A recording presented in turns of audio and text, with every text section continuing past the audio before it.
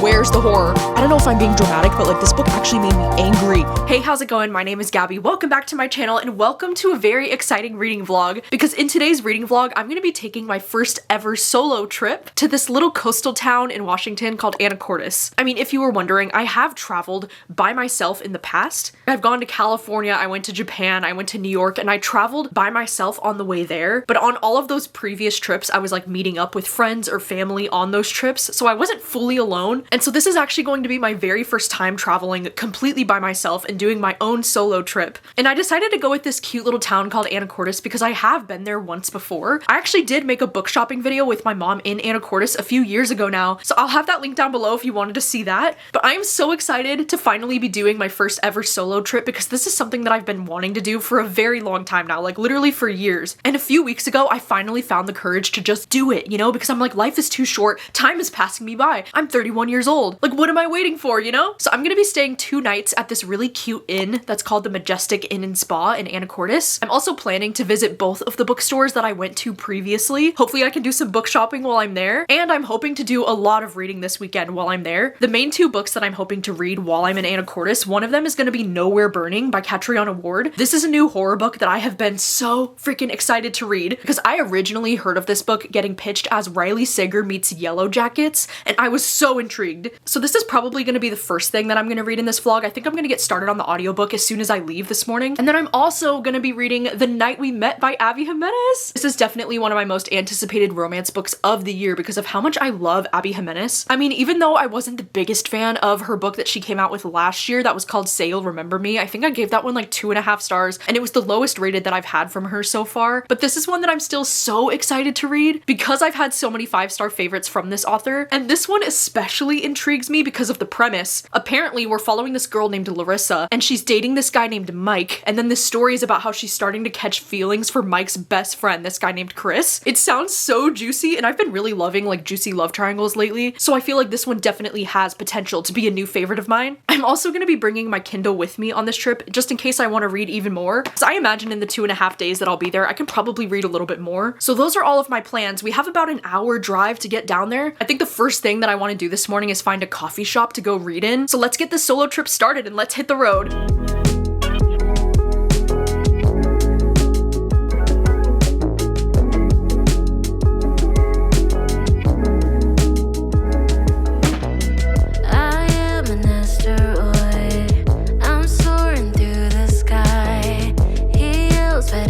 Okay, hi, hello. I just pulled up into Anacortes now, and it is a really beautiful day out here. I just pulled up to this little coffee shop that's sitting behind me that I've never been to before. This coffee shop is called Penguin Coffee LLC, so like we'll have to check it out and see if it's any good. And anyway, while I've been driving down here, I started listening to Nowhere Burning on audio, and the drive was actually really nice. It was just a little bit over an hour to get down here, and I was able to get 73 pages of the way through this book so far. And so far, I am having mixed feelings on this one. Like, I don't know if I'm loving it so far. You know, all I really knew about this book was what it talked about in the premise when it said that Nowhere Burning is a harrowing tale of survival that places the dark fairy tale of Peter Pan and the ruthless dangers of Lord of the Flies into the unforgiving maw of the Colorado Rockies. And what I do like about this story is that we're following this girl named Riley and her younger brother Oliver. It seems like they're in this really like terrible abusive situation with their cousin who's watching them. And so this story is about how they're going to be like fleeing their home because one night there's this girl that shows up and tells them about this place called Nowhere where they can like escape to. And it says Riley quickly realizes that while she and Oliver may have escaped the devil they knew, something darker lurks in the burnt shell of Nowhere. I mean, something that I didn't personally love is that the first chapter was so long. I think the first chapter was like 32 pages. And then something I wasn't expecting was that the second chapter was told from a different perspective and like a different character. And I was like, who the heck is this? And so far, each one of the 3 chapters that I've read have been told from different character perspectives. And so I wasn't really expecting to get all of that in this book. I actually thought this entire story was going to be told from Riley's perspective, and she's definitely my favorite of the 3 point of views that I've had so far. It just seems like they've both been like really brainwashed and really manipulated because her younger brother Oliver is like convinced that he has like the demon in his head that like tells him what to do, and it's actually pretty sad so far. I don't know, this definitely does have like the dark fairy tale kind of writing to it. Anyway, I just pulled up at the coffee shop. I think my plan for the afternoon is that I would love to get an iced coffee here and like maybe a scone, and I'll do some reading in the coffee shop for a little bit, and then I would love to go and visit the local bookstore bookstores in the town. You know, right now it's about 12:30 in the afternoon and I don't have to check into my hotel until around 4 o'clock. So like I definitely have a few hours to kill. So let's get the day started. But he still calls me baby. I haven't played nice yet he still wants me. I give him hell, but heaven sent him. Calm down, there's no more second guessing. Coming to my senses, he's been here all along. And yeah, he's all mine, right here where I left him. Not taking any chances, I'm coming in hot, asteroid.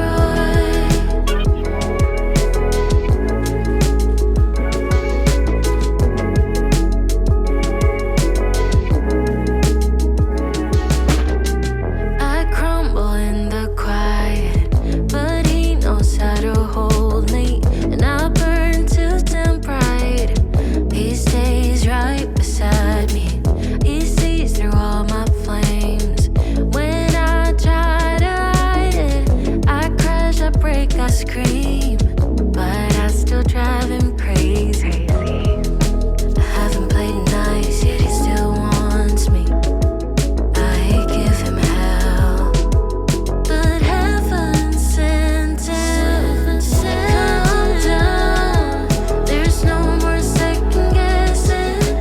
Coming to my senses, he's been here all along. All right, so checking in again because it is now 3 o'clock in the afternoon and I have some updates because I did end up going to 2 bookstores in the area. And it's really cool because these bookstores are like literally down the street from each other, like they're within walking distance. And then the place where I'm staying at is literally right across the street from this used bookstore. So like how perfect that this area is so walkable. But if you were wondering which books I picked up, I did get 3 books from the bookstores. I only ended up getting 1 book from the first bookstore because that one's kind of like an indie bookstore where almost everything is like new releases. And I ended up getting this book called This Book Made Me Think of You by Libby Page. You know, I had actually never even heard of this book up until about like a month ago because I recently asked on YouTube and on Instagram, I asked for any book recommendations for books that you think that I'll give 5 stars. And this one got mentioned a decent amount of times. And before that, I had honestly never even heard of this book. So it definitely piqued my interest for like why people think that I would like this. And I am planning on doing a video in May where I read a bunch of books that you think that I'm going to give 5 stars. So this is definitely going to be included in that video. So when I saw it there, I was like, okay, this is the perfect time for me to buy this one. And then I did end up going into the used bookstore and I found 2 books in the used bookstore. That used bookstore is really incredible, by the way. I just hate the fact that their horror section is so small. Their horror section is basically like all Stephen King and then there's like 1 Darcy Coates book. But one of the books that I did find that I'm really excited about is the sequel. And this is actually a sequel to the book that's called The Plot. This one's like a thriller sequel. I've been so curious about this one for a while and I found this paperback there for only $10 because I loved The Plot. Like The Plot was a 5-star thriller for me. So I've been so curious to read this one. And then I also ended up finding a book of the month copy of Lost Lambs. This one was actually a book of the month pick earlier this year. And I think this one is a literary fiction novel that follows this family. It sounds like it would be really good and like right up my alley. And my friend Allie from All I Do Is Read, she just recently read this one and she really enjoyed it. So it had me extra excited to check it out. But anyway, as far as a reading update goes, while I was sitting in the coffee shop this afternoon, I was reading more of Nowhere Burning. And I got like 107 pages into this before I decided that I think I'm going to DNF this. Like I really don't care. I really don't like the writing in this at all. I'm not connecting with the characters. There's something about this that is also feeling so pretentious to me. I mean, I think it's the fact that they're going to this place that's called Nowhere, and then like everybody has these obscure, like ridiculous names. Like we've met these characters named Leaf and like Midnight, just to name a few, but I also feel like there's something about this book that is really like hard to follow what's even happening. Like there have been so many sections where I'm like, oh my god, like who is this new character? Like we keep getting introduced to like new people, and there's something about the way that this book is being written. It's just really hard for me to even like visualize like what they're talking about. And you know, as much as I do like Riley's character and like the relationship that she has with her younger brother Oliver, I just think it's a little bit annoying at the same time reading from her perspective because she keeps doing the nickname thing for her brother. She'll say Oliver Olive every time she addresses him, and it's just like really obnoxious. It's actually wild too because I'm pretty sure this book is being marketed as a horror book, and I'm like, where's the horror? Like 100 pages in, it reads a lot more like dark fairy tale, almost like fantasy, and this is probably my least favorite thing that I've tried from this author so far. I really want to love this author's books, and I don't think I've loved anything the way that I loved The Last House on Needless Street. Everything else that I've tried from this author, I thought it was just okay, or I ended up DNFing it. So I don't know what's going on with me and this author, but this is not the book for me. But instead, today I was like looking through some of the other things that I had available to listen to on audio, and I decided to start reading After Hours at Dooryard Books by Cat Sebastian, because this one was actually available as a Libro ALC this month, which was so exciting to see because this is one that I've had my eyes on recently after how much I've been loving Cat Sebastian recently. I've previously just given 2 of her other romance books 5 stars, and she's like a new favorite author of mine. So I decided to start listening to this one this afternoon, and I'm now about like 40% of the way through this book on audio. And something that I'm loving about this book is that this one is also taking place in New York, and this one is a bit of a historical romance as well because it's taking place in 1968. And what I'm loving about this book is that we're following this character named Patrick, and he is a bookseller at this place called Dooryard Books. And it says that he's a bookseller in the gayest neighborhood on the east side. And Patrick is very queer, and it's something that he's very proud of, but it's still also kind of like dangerous times, you know, because this is taking place in 1968. And it's really cool because from what I understand, he's living in the apartment that's like directly above the bookstore. And he also has this best friend that recently moved into the apartment upstairs, like right above him, and she has this newborn baby. And then the story is about how this guy named Patrick ends up taking in this drifter, as he calls him, this guy named Nathaniel. And so he's not only a new tenant, but he's also going to be working with him in the bookstore. And Nathaniel is definitely the type of love interest where he's like a little bit rough around the edges. He seems to have this very like mysterious past that he's running away from, that you're learning a little bit more about throughout the book. What's different about this book compared to the other books that I read from this author is that the audiobook actually has dual narrators, which is a first because I think all the other audiobooks that I've listened to from this author, it's usually just the one guy. But I actually do like that this book has the dual narrator thing happening, and the first part of the book was told by one of the narrators, and now I'm on part 2, which is told by the other guy. But I am really liking the bond already between Patrick and Nathaniel. Like, they're just really cute. And I also love the bond that this guy Nathaniel like has with this baby. It is so sweet and it's so wholesome. And this has just been really cute to listen to today. Like, I'm just having a really good time. I feel like Cat Sebastian just writes the cutest banter. I think I'm just going to go ahead and head to the place where I'm staying, the Majestic Inn and Spa, and I'm gonna see if they have my room ready. I mean, it said I couldn't check in until 4, but it's about 3 o'clock in the afternoon, so like we'll see. If I have to wait around a little bit, that's okay. So let's go check it out and I'll give you a room tour once we get it. Okay, hello. I have made it to the room and it's so cute. It's so cute and cozy and very small. I'm staying on the 3rd floor, by the way, and it's so cute because when you're coming up from the lobby, you can take these really beautiful stairs. I mean, they do have an elevator, but I was like, these stairs are majestic. They did not lie about it being very majestic here. And what I didn't realize about this place is that there's also a restaurant down on the bottom floor that's open until 9 o'clock tonight, and they have a really cute coffee shop that's also on the bottom floor. So maybe I'll have to check out that coffee shop tomorrow. I don't know, it looked really cute. Anyways, let's look at the room. So this is how it looks when you walk in, and right off to the right we have a cute little bench where I put all of my stuff. I already opened the windows because it was kind of actually getting warm in here, and they do have a ceiling fan. If you can hear it, I turned that on, but these ceilings are really tall. I don't know if you can see how tall, but yeah, this is the cute little cozy bed. I love that it has these huge open windows that are like shutter windows. So it actually should be really nice in the morning that it'll block out the sunlight until I'm like ready to wake up. But it's really cute. And as you can see out the window, I have a really cute view of like downtown Anacortes down there. But yeah, how cute. I'm like right across the street from a local restaurant. It's kind of adorable vibes in here. And then of course we do have a bunch of little goodies in there. We have a TV. As you pan over here, this is where the ensuite bathroom is. And the bathroom is so cute. Look at it. The walls are blue. I love blue walls and it's very cozy in here. I really like this place. It is small, but it's very cute. Like it's everything that I need for a little weekend getaway. And I can only imagine how cozy it's gonna feel in here at night. I did bring one of my blankets so I can be even more cozy, all snuggled up in bed later. And as far as any plans that I have for the rest of the afternoon, I don't really know what the rest of the night is going to hold for me. It's only about 3:30 right now, so I think I might just like chill here in the hotel for a little bit, maybe do some more reading, maybe get some stuff done on my laptop. I don't really know what the plan is, but I think later tonight for dinner, I might go and try this ramen spot that's like down the street from here. Apparently it's the best ramen in Anacortes, and I've been dying to have ramen because the town where I live, we don't have any ramen places there. So it would be a nice treat to be able to go to a nice ramen restaurant tonight. So like maybe that's what I'll do.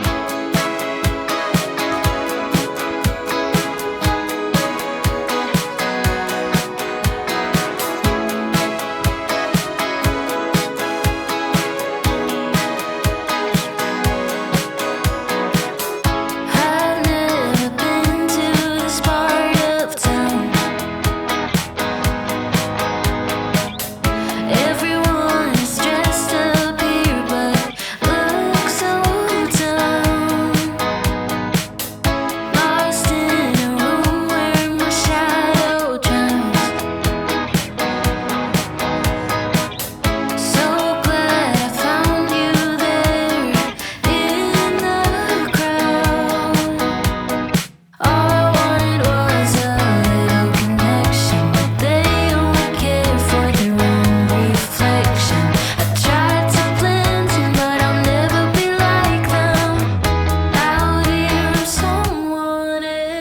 Hey, hello, checking in for another update because it is just after 7 o'clock at night. And as you saw, I did end up going to that ramen spot. And I'm so glad that I went because it was so good. And I got gyozas and I got shoyu ramen, which is my favorite. And it was actually really nice to like go out to a restaurant by myself because that's not something that I do very often. I was just sitting there reading my book the entire time. And now it's just after 7 o'clock at night. I just got back to the hotel room and I just finished taking a shower. And the shower was also incredible. And I am just like ready to be tucked in for the night. I did end up bringing my blue, blanket from my car, and I'm just ready to get so cozy. But I do actually have a reading update because I was able to finish listening to the audiobook for After Hours at Dooryard Books. I ended up downloading the ebook version of it on my Kindle so that I could follow along. I really enjoyed this book for the most part. I think I'm probably going to give this one 4 stars just in comparison to the other books by Cat Sebastian that I've read. I don't think I loved this one quite as much as I loved the other 2 that I've read from her, but I really did love this story for the most part. Like, I just absolutely love the way that Cat Sebastian writes her romance novels, and the way that she writes the banter between her characters is just my favorite thing. I think something that was actually really different about this one compared to the other books that I've read from this author is the age gap between these 2, because I didn't realize when I started this book, but Nathaniel is actually 12 years older than Patrick. And correct me if I'm wrong, but I think it said at one point that Nathaniel was going to be turning 40 soon. So I'm like, damn, this other guy's like 28 years old. Like, that is a pretty significant age gap. So that was pretty interesting, but I think the reason why I wanted to rate this one a little bit lower than the other 2 is because in the story, not only is there like not really a lot of plot in this one, and I guess one of the only like major plot things that's happening in this book is how you're trying to figure out more about Nathaniel's mysterious past. I just didn't really care as much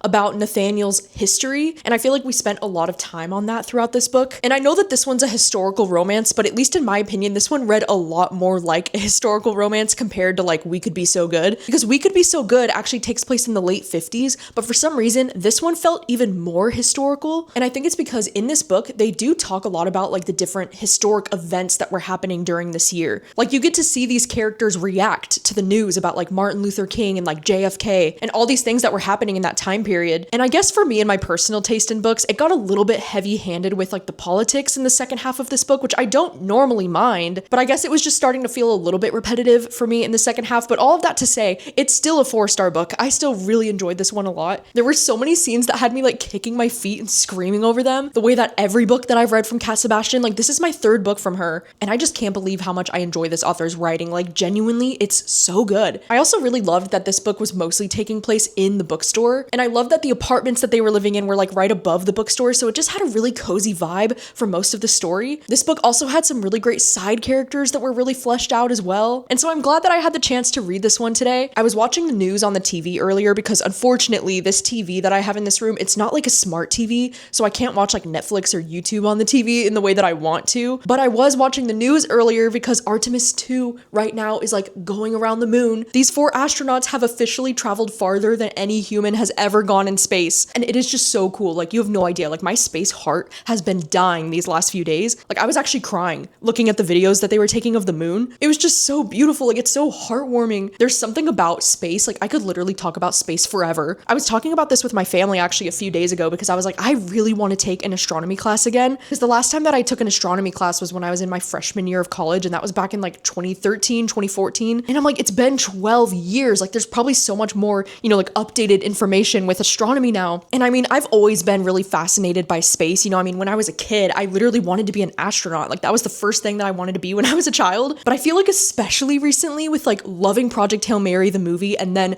Artemis 2 actually happening and being able to witness history like this, it's really making me fall back into like my space obsessed self. The other day while I was hanging out with my family, I couldn't even help myself. I was like looking up all of these different random facts about space. I was probably annoying the shit out of everybody at that table, but I was like, did you guys know that Jupiter has 95 moons? And I was like, did you know that Jupiter has 4 moons that are bigger in size than our moon? And the fact that Jupiter is not only, the biggest planet in our solar system, but it's also the one that is spinning the fastest. Because compared to Earth, you know how it takes our Earth 24 hours to do an entire spin? It only takes Jupiter 9 hours. Like, I can't even visualize that in my head. I'm like, Jupiter is spinning so fast. So anyway, I've just been looking up a lot of different space trivia recently and just like falling back in love with space. I swear I could literally talk about outer space for hours. But tomorrow I have very exciting plans because I want to read the new Abby Jimenez tomorrow, The Night We Met. Anyway, traveling on my own has been a really great day so far. Like, I'm just having the time of my life, and I'll see you in the morning.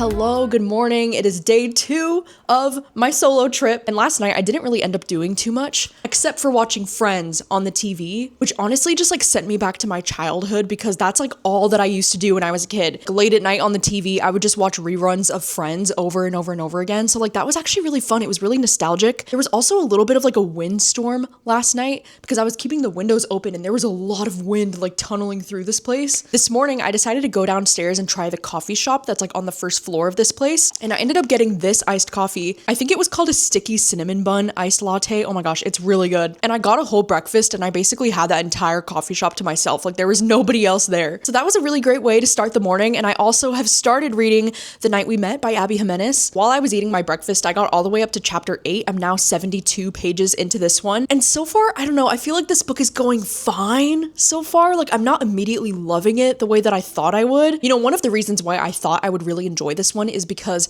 there's a bit of like a messy love triangle because our main girl, Larissa, she's currently dating this guy named Mike, but then the romance in the book is between her and Mike's best friend, this guy named Chris. And like in the opening chapter of this book, you're reading about this guy, Mike, you know, he's calling his best friend Chris and he's like, hey man, can you give Larissa and her mom a ride to the hospital because he's saying that he's like a little bit drunk and he's not able to drive the way that he thought he'd be able to, so he's asking him for a favor like in the middle of the night. He's trying to distract her from all of the, you know, anxiety about her mom being in the hospital. Her mom's getting the surgery, and so they end up going to this cafe together and he's trying to like distract her from everything going on. And I don't know, I'm feeling a little bit like meh about these characters so far, and like I don't feel like they have a lot of chemistry. Something that I'm finding to be a little bit like ridiculous and kind of like unrealistic is the fact that right at the start of this book they find this dog together that's this like tiny little Yorkie dog, and it sounds so cute and so adorable, but he's kind of talking about how like he doesn't know if he can like take in a dog right now because he works these like really long hours and he's not able to check in on the dog as frequently as he would like. And so she's like,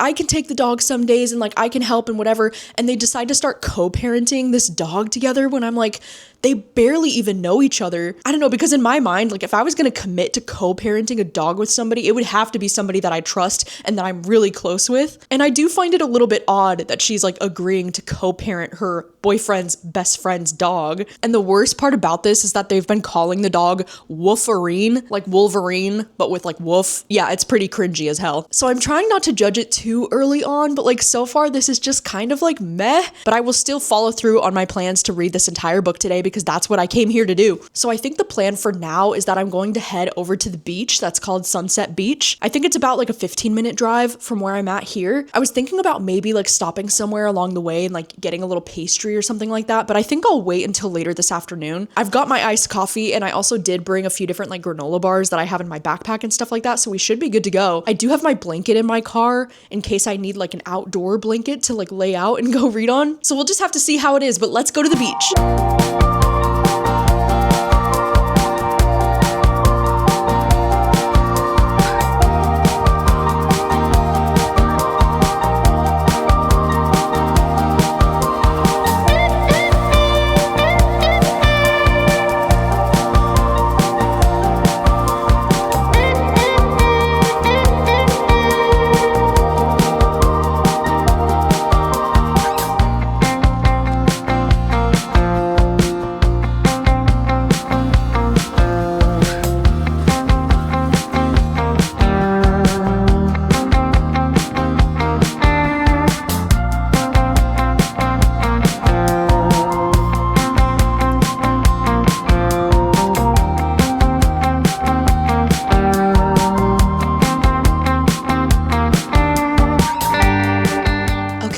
Hi, hello, I am still at Sunset Beach. I tried to find a quiet spot where I could come and update you. They had these really cool park benches that are over by these trees. I think the restroom is like somewhere back here, but this beach has been so incredibly beautiful. It's now almost like 2:30 in the afternoon, so I've been here for almost like 2.5 hours, and it actually got a little bit cold sitting down by the water, so I had to put my jacket on. Also didn't realize that I would have to walk through so much grass to get down to the sand of the beach, and I made the mistake of wearing my white tennis shoes, and like when I tell you that I was like sinking in in the muddiness of that grass, mistakes were made. And my shoes were so wet with mud by the time that I got to the sand. But I'm so glad that I came here because this beach is beautiful. The views have just been unreal, and it's been so nice to spend the afternoon reading out here. But the unfortunate part of this update is that this book is not going very well. I just hit chapter 33. I'm now 252 pages into this, and when I tell you that I am really not liking this, so much to the point where it feels like it could be a 1-star, which is insane for me to even say out loud, because this is Abby Jimenez we're talking about, okay? Like, the amount of disappointment that I feel that I'm not loving this book. I mean, I know that I wasn't the biggest fan of the last book that this author just came out with Sail Remember Me, but because I've loved so many other books from this author, I thought the one that I didn't like was just a fluke. But this book has been really not good. I mean, I'm over 65% of the way through this one on audio at this point, so I'm definitely gonna see it through, and I'm going to finish it, but I had to take a little break from it just now because I'm getting so frustrated with these characters. Like, I can't even deal with this. You know what sucks too is the fact that there's just no chemistry in this book at all. There's no chemistry between Larissa and her boyfriend Mike, and then there's even less chemistry between Larissa and this guy Chris, who we're supposed to be shipping her with. I feel like, in my opinion, Chris, he's one of those love interests that feel almost like too perfect to even be real, and because of that, he's very boring. And I feel like their banter in this book has been so basic and so like surface level. I'm like, where is the Abby Jimenez that I know and love that can write great banter? Because this is not it. I feel like it's so glaringly obvious to us as the reader that like Larissa doesn't even really like Mike that much. And like, why should she? You know, because Mike is not being a very good boyfriend to her in this book. And you know, right at the start of this book, she's only been dating Mike for like 1 month. You know, like, this is a brand new relationship. It's very fresh. And so many of the scenes in this book have been so repetitive with like Mike being not a very good boyfriend to her, and he keeps failing on all of these things that he said he was going to do, and then Chris has to like step in and save the day and be the hero over and over again, and Mike is only being a terrible boyfriend because he's dealing with a lot of his own mental health stuff. I mean, I know Chris is his best friend and he's like doing his best to try and like get Mike the help that he needs. I feel like all three of these characters, they all kind of suck,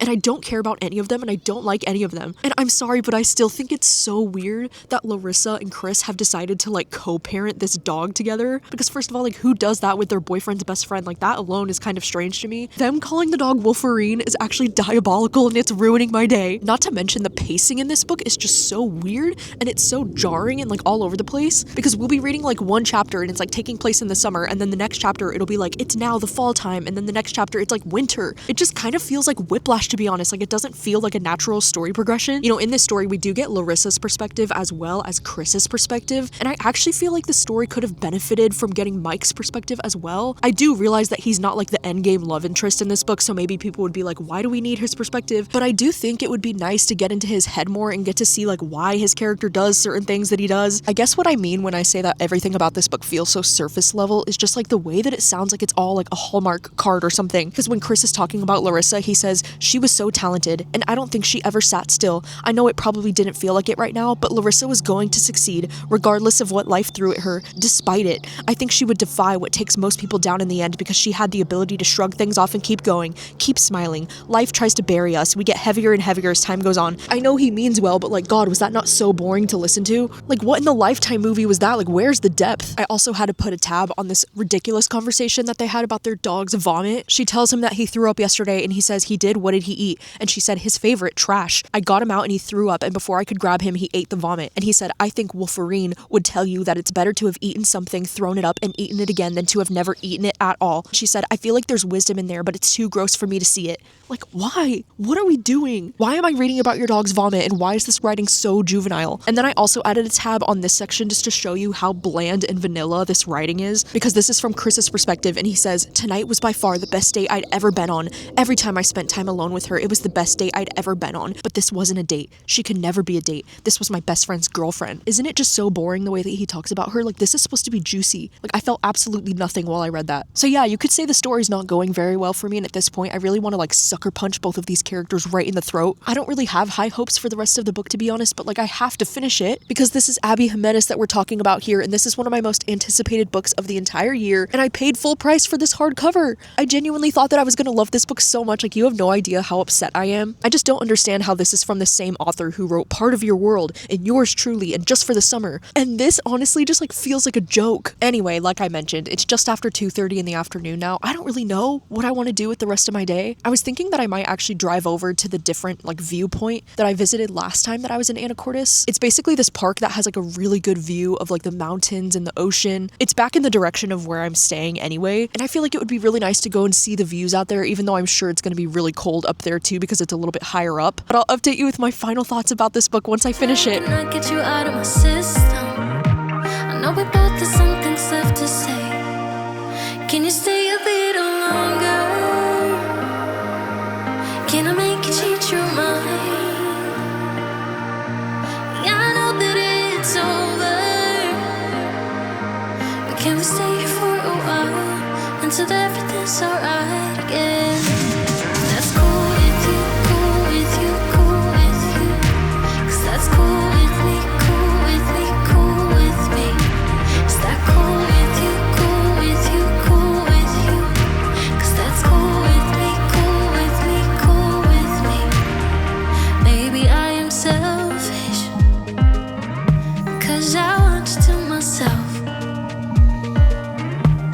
Yeah, I know your friends are waiting, but we both know we wanna stay, just like nothing has changed. No matter how hard you try, you cannot push me out, so just listen. I've been thinking of you since you broke it and moved to LA. Okay, hello. It is just after 4 o'clock in the afternoon, and I am sitting at the viewpoint right now on top of the mountain. This is the most gorgeous view ever. I ended up stopping at this place called The Store on the way up here, and I wanted to stop by there because I saw on Google Maps it said that this place has some of the best muffins in the area, and these muffins are made fresh daily, and they offer like so many different kinds of flavors. So I got 4 different flavors while I was there. I couldn't help myself. I mean, I'm heading back home tomorrow, so I figured I would just bring the rest to my parents, but I ended up getting 4 different flavors, and the ones that I tried, I got a white chocolate one, I got a strawberry cheesecake, I got like a cinnamon caramel one, and then I got a caramel apple one, and I tried all of them, and they're so good. I think the strawberry cheesecake one might actually be my favorite out of all of them. That was really great, and that store was so cool. It was so nice in there. And then I've been sitting here at this viewpoint for like almost an hour now, and there's not a lot of people out here. Like, it's pretty dead today, and I was able to finish reading The Night We Met, and like, oh boy, I really didn't like this one. I think I'm actually gonna give this 1 star. I don't know if I'm being dramatic, but like, this book actually made me angry, and I don't know if it's just because I've been reading a lot of really exceptional romance books recently, but like, this was glaringly bad in comparison to the romances that I've been reading lately. Like, I just had such high expectations for this. There was one line in this book that actually had me like laughing out loud. She says, "Do you ever think about why we're attracted to the people that we are?" And he says, "Sometimes it's just chemistry and you can't explain it at all." And she's like, "You can't explain chemistry?" And he's like, "Not really. The thing with chemistry is that we just don't know much." And I'm like, what chemistry? What chemistry are we actually talking about? Because you two don't have any chemistry. There was just something about this book that was actually giving me the ick. Like, I really didn't like Larissa, and I really didn't like Chris, and I low-key thought the way that they treated Mike was kind of awful. I know that Mike wasn't the best boyfriend, and I know that Mike had a lot of issues that he was dealing with, but the way that these characters treated him was so frustrating. Like, oh my god, we get it. Larissa has a nut allergy. Like, if I had to read one more time about her nut allergy and how considerate Chris was about her nut allergy, I was gonna lose my mind. I feel like Larissa in this book, like, she is literally that meme of SpongeBob where he has like the handcuffs over his hands. That is literally her throughout this entire book, because she has all of the control in her relationship. Like, girl, nobody is forcing you to stay with Mike if you're not happy with Mike. I also just think the writing in this book was so juvenile and just so generic. When it comes to romance, like, it literally made me feel nothing, because we get the most generic lines of all time, like, how could we have ever fought this feeling? And there's this one line where she says, "Maybe this isn't the kind of love that's supposed to exist, the kind that topples empires and never leaves the world better than it found it." And he says, "Then let it all burn." Oh my god, it is so dramatic. And then in the next chapter, it's so repetitive, because then it says like the same thing. "We had a love that would never leave the world better than it found it, but it was what we had, and it was better than nothing." Like, cut the dramatics. Like, what is this, a theater production? It was just so cringy, and these characters pissed me off. I also feel like this book had so many like TikTok things. Like, there was a point where he like took her to a bookstore, and he was like, "All right, you get 2 minutes to buy as many books as you can," which is like that really obnoxious trend right now that I've been seeing on TikTok. And these guys are dropping like hundreds of dollars unexpectedly because they didn't realize how many books their girlfriends could grab within 2 minutes. It was just so cringy to include something like this in the book, because it's so obvious that Abby Jimenez is so chronically online. I also feel kind of similar to this one as I did with like Say You'll Remember Me, but I feel like the tone of this book is also like all over the place, because it's trying to be really like lighthearted and have like a rom-com vibe, but all of these characters are dealing with such intense trauma that it just has this like weird tone where I really feel like this author struggles to find that balance between like lighthearted and some like heavier stuff. And I actually felt a lot of sympathy for Mike's character throughout this book, and like at the end I was actually fuming on his behalf. I honestly think he deserved so much better, and he was really like depicted as a villain, I think, because of his mental health in this, or at least that's how I felt about it. I can't even tell you how disappointed I am that this is a 1 star. Like, what the heck? Where did we go wrong? Especially because Abby Jimenez is an author that I've given 5 stars to so many times in the past. Like, I know what she's capable of. So anyway, sorry for being such a negative Nancy about this book, but like, I had to speak my truth. You know, it's so crazy because I was so excited to be reading The Night We Met and Nowhere Birding on this little trip for myself. And the trip itself has been going very well, but the books could not be going worse. But even though the book was 1 star and the book was actually really terrible and like the worst thing that I've ever read from Abby Jimenez so far, it's been a really great day otherwise. Like, I've been having a really nice time today. The weather has just been perfect. Muffins were so good. The coffee was so good this morning. The beach has been so nice. Like, I really can't complain. It's just after 4 o'clock in the afternoon at this point, and I don't really know what I want to do with the rest of my day. I might actually just head back to the inn soon.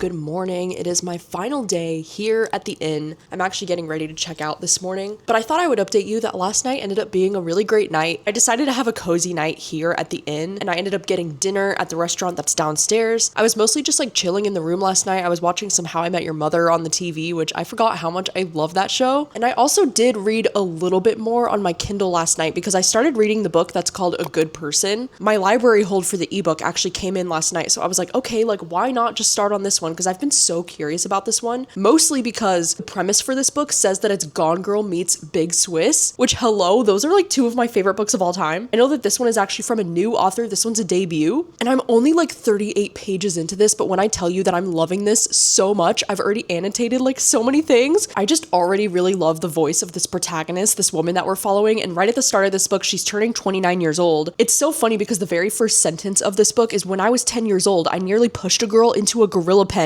at the Franklin Park Zoo in Boston, Massachusetts. And she kind of tells this like very unhinged story about how she almost pushed this girl to her death when she was younger. And she'll have these like dark and morbid thoughts where she's like, sometimes I wondered if it might be nice to actually get sick and die young. I would be remembered forever without having to do anything worth being remembered for. I was like, damn. I love the way that she describes her boss when she says she had the kind of millennial guilt that meant she was generous with time off, and she once let a colleague stay home because she was emotionally hungover from watching Squid Game. Oh my god, that's hilarious. But I also love how the writing already has this like feminist undertone, and it definitely does feel a little bit inspired by Gone Girl with like the cool girl speech, because I love how she says, as soon as my pants came off, I was a different person. Instead of a neurotic 29-year-old with a mediocre job, I was a cool girl who was down for anything. She's like, I drew people in with my false confidence. I moved through the world in a way that said, she knows how to fuck. I'm just immediately loving the writing in this book so much. I don't know, there's something about it. What's so wild too is that the actual synopsis for this book on Goodreads, it says that this is an electric binge of a debut about an anti-hero who seeks revenge on her ex-situationship with a hex, only for him to actually literally die. Like, that's crazy. I haven't gotten to that part of the book yet. I think on my drive home, I'm going to listen to some of this audiobook on Spotify, because I still have like 7 hours left of my audiobook listening time for the month. So I thought this would be the perfect book for me to listen to on the drive home. But yeah, I think that is going to be a wrap on this vlog. I'm so excited that I was able to bring you along with me for my first ever little solo trip, and I had a really great time. I would really like to do this more often. I think the idea of traveling by myself is something that like used to give me a lot of anxiety when I would think too hard about it, but actually doing it, I had a really great time exploring on my own. You know, I think the best thing about traveling solo as opposed to like traveling with other people is that you get to decide everything that you want to do. You and only you get to decide like where you want to eat, what time you want to eat, how late you want to sleep in. You're in control of every aspect of the trip, and I just really enjoyed that. I know there's definitely bigger risks with like traveling alone as a female, and I think that's part of the reason why I've always been so anxious to actually do it, but I do feel very lucky that at least on this trip especially, like I felt safe the entire time. This town is really safe that I'm staying in. I also think that something that I've seen online about like women traveling alone that I think I would agree with is that I don't think I would ever get like an Airbnb if I was traveling by myself. I don't know why. I feel like it's a little bit safer to like either stay at an inn or like a hotel where there's like a lot of other people around, because I feel like an Airbnb, you can be like very secluded somewhere like out in the middle of nowhere potentially, and like I don't want that. So I do think that if you're a woman who's like wanting to travel by herself, I would recommend staying at somewhere like a hotel or an inn like this place where there's like a lot of other people around. And of course, you know, like the first rule of traveling alone is to never let anybody else know that you're traveling alone. But I really couldn't have asked for a better trip and a better first experience with doing this by myself. It was a really nice escape too from the world these last couple of days because shit has been crazy. I mean, 2026 as a whole has just really felt like hell on earth is happening, but especially in these last couple of days, it just feels like Donald Trump is absolutely like off his rocker and like more than usual these days. And if you're watching this as somebody who like doesn't live in America, I hope you know that most Americans are deeply embarrassed and deeply ashamed of the way that Donald Trump has been behaving. This does not represent the America that I know, and it is actually so devastating. Anyway, sorry for getting a little bit heavy at the end there, but I feel like the world has been really heavy recently, and that's hard to ignore. At least we have the news about Artemis 2, you know, like going to the moon, like that has been bringing me an insane amount of joy these last few days. I've been actually crying over pictures of the moon. I don't know, but there's something so painfully human about these astronauts like going to the moon and like uniting for all of humanity. It's just really beautiful to see, and my space-loving heart is on fire. But anyway, thank you so much for watching this video. I would love to know if you've read any of these books. What are your thoughts? I hope that you're taking care of yourself. I will see you very soon with another video. Bye!